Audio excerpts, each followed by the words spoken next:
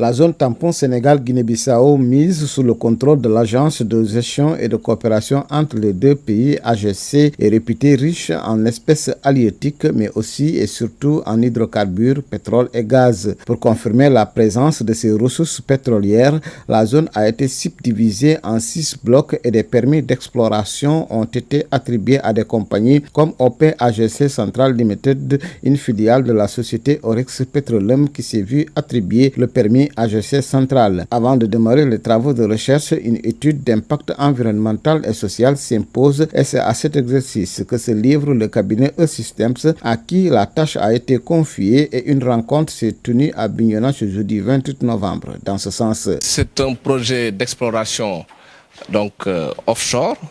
Il est prévu de creuser 2 puits de forage. Et ces puits de forage nous permettent d'avoir des informations beaucoup plus claires sur la qualité et la quantité de la ressource de gaz et de pétrole disponible dans les fonds marins. Donc ces puits sont situés à peu près une centaine de kilomètres, plus précisément 95 km pour le premier puits et 90 km du Cap Roxo. Le Cap Roxo étant le point de référence pour localiser, n'est-ce pas, les puits. Donc c'est une démarche importante dans le processus d'impact environnemental. La démarche est saluée car elle permet de ne pas tomber dans les pièges qui ont étranglé beaucoup de projets de ce genre.